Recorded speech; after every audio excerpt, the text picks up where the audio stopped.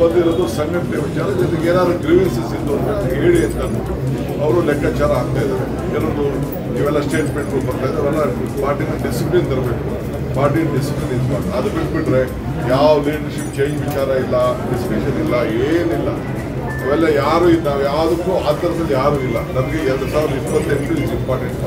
ಇಕ್ಬಾಲ್ ಹುಸೇನ್ ಅವರು ನಾವು CM Iqbal ಹುಸೇನ್ಗೆ notice issue ಮಾಡ್ತೀನಿ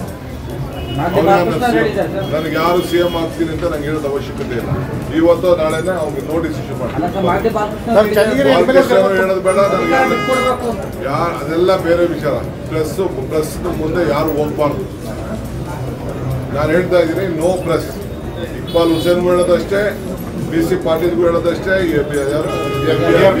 ಹೇಳೋದಷ್ಟೇ, ಬಾಲಕೃಷ್ಣ ಹೇಳೋದಷ್ಟೇ, ಯಾರು ಇದನ್ನು ಅವಶ್ಯಕತೆ ಇಲ್ಲ.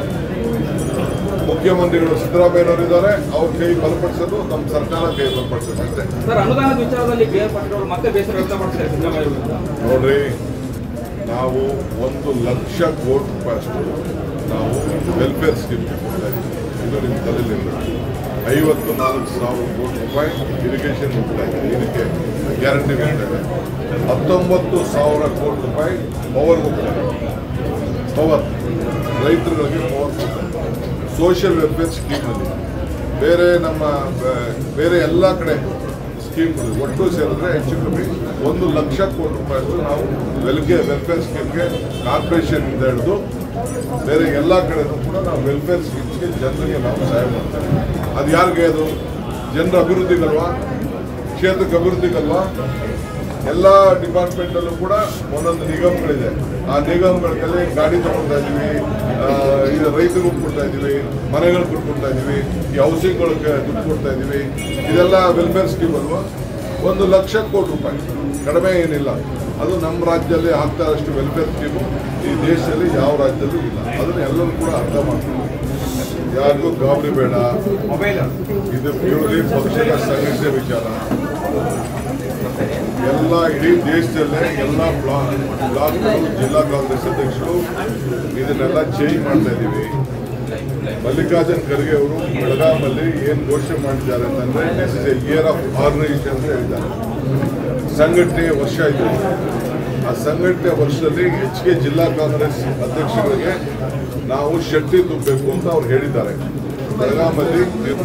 ಅದಾದಮೇಲೆ ಡೆಲ್ಲಿಗೆ ಎಲ್ಲ DCC ಅಧ್ಯಕ್ಷಗಳನ್ನ ಕರೆಸಿ ಡೆಲ್ಲಿಲಿ ಮೀಟಿಂಗ್ ಮಾಡಿದ್ದಾರೆ. ರಾಹುಲ್ ಗಾಂಧಿ, ಮಲ್ಲಿಕಾರ್ಜುನ್ ಖರ್ಗೆ ಅವರು, ಜನರಲ್ ಸೆಕ್ರೆಟರಿ ಅವರೆಲ್ಲ ಕೂತ್ಕೊಂಡು ನಮ್ಮನ್ನ ಕೆಳಗಡೆ ಕೂಡಿಸಿ ಎಲ್ಲ ಜಿಲ್ಲಾ ಕಾಂಗ್ರೆಸ್ ಅಧ್ಯಕ್ಷಗಳನ್ನ ಪ್ರತ್ಯೇಕವಾಗಿ ಒಂದೊಂದು ಡಿವಿಷನ್ಗೆ ಕರೆದು 300 ಜನ ಕರೆದು ಬೆಳಗ್ಗೆಯಿಂದ ಸಾಯಂಕಾಲ ಗಂಟ ಮಾತಾಡಿದ್ದಾರೆ. ಪ್ರತಿಯೊಂದು ಯಾವ ರೀತಿ ಬಿಲ್ಡಿಂಗ್ಗಳು ಕಟ್ಟಬೇಕು, ನೀವು ಯಾವ ರೀತಿ ಆಫೀಸ್ ಸ್ಟ್ರಕ್ಚರ್ ಮಾಡಬೇಕು, ನಿಮ್ಮ ಜವಾಬ್ದಾರಿ ಏನು ಅಂತೇಳಿ ಅದನ್ನು ಹೊಸ ಒಂದು ರೂಪ ಅದಕ್ಕೆ ಕೂಡ ಕೊಟ್ಟಿದ್ದಾರೆ. ಈಗ ನೋಡಿ, ನಮ್ಮ ವರ್ಕಿಂಗ್ ಪ್ರೆಸಿಡೆಂಟ್ ಇಲ್ಲಿದ್ದಾರೆ. ಇವರು ಅವರೇ ಹೋಗಿ ಒಂದು ಜಿಲ್ಲೆಗೆ ಅವ್ರಿಗೆ ಹಾಕಿದ್ದಾರೆ. ಅದು ಯಾರು ಮಾಡಬೇಕು, ಏನು ಮಾಡಬೇಕು ಅಂತ ಪ್ರತಿಯೊಂದು ಬ್ಲಾಕಲ್ಲೂ ಕೂಡ ಅವರು ಮೀಟಿಂಗ್ ಮಾಡ್ತಾ ಇದ್ದಾರೆ. ಹರಿಪ್ರಸಾದ್ ಇನ್ಚಾರ್ಜ್ ಸೆಕ್ರೆಟರಿ ಕೂಡ ಅವರೇ ಹೋಗಲ್ಲಿ ಮೀಟಿಂಗ್ ಮಾಡ್ತಾ ಇದ್ದಾರೆ. ಹಂಗೆ ನಾವು ಕೂಡ ಇಲ್ಲಿ ಕೆಲವು ಟೀಮ್ನ ಲೋಕಲ್ ಕಳಿಸ್ತಾ ಇದ್ದೀವಿ, ಎಲ್ಲ ಕಡೆ ಕಳಿಸ್ತಾ ಇದ್ದೀವಿ. ಬೆಂಗಳೂರು ನಗರಕ್ಕೂ ಕೂಡ ಒಬ್ಬ MLAಗೆ ಇನ್ನೊಂದು ಖಾಲಿ ಇರೋ ಕ್ಷೇತ್ರಕ್ಕೆ ಇನ್ಚಾರ್ಜ್ ಹಾಕಿದ್ದೀವಿ. ನಾವು ಇಲ್ಲೂ ಕೂಡ ಇನ್ಚಾರ್ಜ್ ಹಾಕಿ ಸಂಘಟನೆನ ನಾವು ಪ್ರಾರಂಭ ಮಾಡ್ತಾ ಇದ್ದೀವಿ. ನಮ್ಮದು ಹೊಸ ಈಗೇನು ಮುಂದಕ್ಕೆ ಏನು ಎಲೆಕ್ಷನ್ ಮಾಡಬೇಕು, ಆದಷ್ಟು ಜಲ್ದಿ ನಾವು ಅದಕ್ಕೆ ತೀರ್ಮಾನ ಮಾಡ್ತೀವಿ.